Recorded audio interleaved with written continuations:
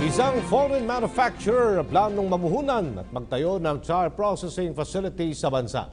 At dahil dyan, inaasang mas lalakas pa ang rubber industry sa Pilipinas. Nagbabalik si Julius D. Samburon.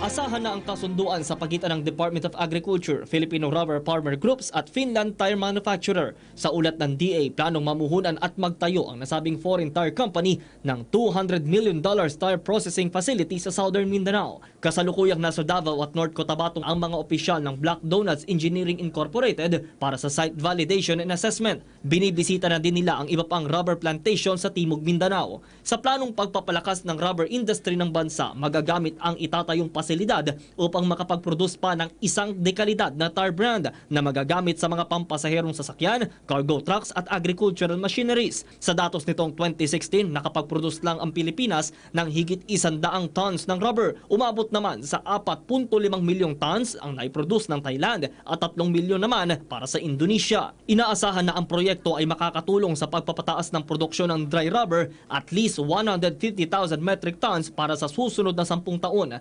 Inatasan din ang mga regional directors ng Bureau of Plant Industry na reviewin ang bidding process para sa rubber seedlings procurement. The Philippines actually is about 140,000 hectares of rubber farms. The Department of Agriculture is just trying to act as the matchmaker or the go-between Filipino rubber farmers and technology provider.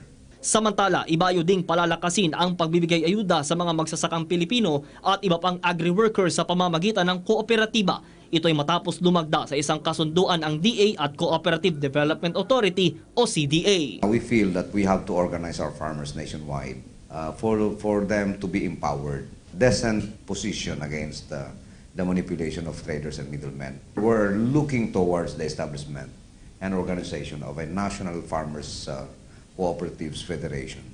Production, financing, marketing, and even processing of their products. Para sa PTV News, Julius de Samboron.